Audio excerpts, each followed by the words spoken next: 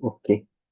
ഈ ഒരു question time of വർക്കിനെ ബേസ് ചെയ്തിട്ട് CG ടാഗിങ് ചോദിച്ചൊരു ക്വസ്റ്റ്യൻ ആണ്. അതിനകത്ത് പറഞ്ഞിരിക്കുന്ന PQR അവർക്ക് 5 ദിവസം, 10 ദിവസം, 15 ദിവസം റെസ്പെക്റ്റീവ്ലി ഒരു വർക്ക് ഫിനിഷ് ചെയ്യാനായിട്ട്.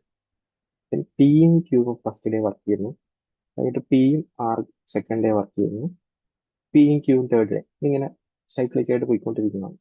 അങ്ങനെയാണെങ്കിൽ ഈ ഒരു വർക്ക് എത്ര ദിവസം കൊണ്ട് തീരും എന്നാണ് ചോദിച്ചിട്ടുള്ളത്.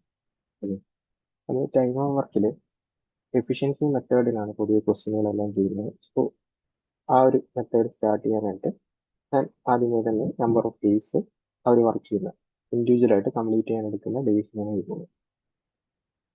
ഇനി നമുക്ക് എന്ത് വേണേലും ടോട്ടൽ വർക്ക് കണ്ടുപിടിക്കാം. ടോട്ടൽ വർക്കായിട്ട് നമ്മൾ എടുക്കേണ്ടതെന്ന് വെച്ച് കഴിഞ്ഞാൽ ഈ പറയുന്ന നമ്പേഴ്സിന്റെ LCM 5, 10, 15 അതിന്റെ LCM 30 ടോട്ടൽ വർക്കായിട്ട് കൺസിഡർ ചെയ്യുന്നത്. ഇനി എഫിഷ്യൻസി എന്ന് വെച്ച് കഴിഞ്ഞാൽ ഒരു ഒരു ഡേയിൽ അല്ലെങ്കിൽ ഇപ്പോൾ മണിക്കൂറാണെങ്കിൽ ഒരു അവറിൽ എത്ര വർക്ക് ചെയ്യാൻ സാധിക്കും. അപ്പോൾ അതെങ്ങനെ കണ്ടുപിടിക്കണമെന്ന് വെച്ച് കഴിഞ്ഞാൽ ഇപ്പോൾ പിന്റെ എഫിഷ്യൻസി കണ്ടുപിടിക്കാൻ total work divided by number of days, 30 divided by 5, 6 എന്ന് പറഞ്ഞിട്ട്. അതുപോലെ ക്യൂവിന്റെ 30 ഡിവൈഡഡ് ബൈ 10, ഇതായിരിക്കും ഒരു ദിവസത്തിൽ ചെയ്യാൻ പറ്റുന്ന വർക്ക്. അതുപോലെ തന്നെ ആറിൻ്റെത് 2 എന്ന് പറഞ്ഞത്. ഇനി ഓൾട്ടർനേറ്റീവ് ഡേയ്സ് ആണ് പറഞ്ഞിരിക്കുന്നത്.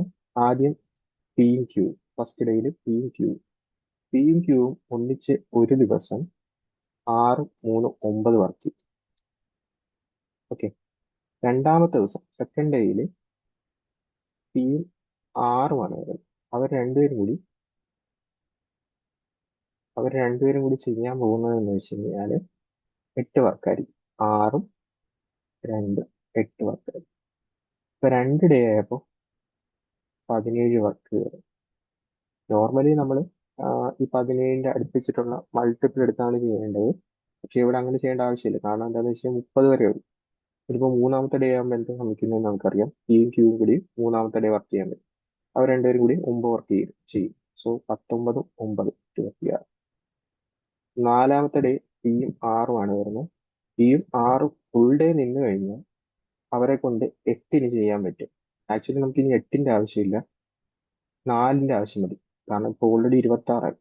ഇനി ഒരു 4ഉം കൂടി കൂട്ടിക്കഴിഞ്ഞാൽ എന്ത് ചെയ്യും, ഫുൾ വർക്ക് തീരും, 30ആവും. അപ്പോൾ പിയും ആറും കൂടി നാലാമത്തെ ഡേ ഫുൾ വർക്ക് ചെയ്ത് കഴിഞ്ഞാൽ 8 വർക്ക് തീരും. നമുക്ക് 4ന്റെ ആവശ്യമുള്ളൂ.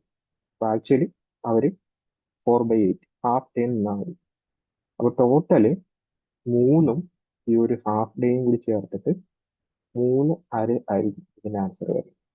ആക്ച്വലി ഓപ്ഷനിൽ 7/2 എന്നായിരുന്നു ഓപ്ഷൻ ആയിട്ട് വന്നത്.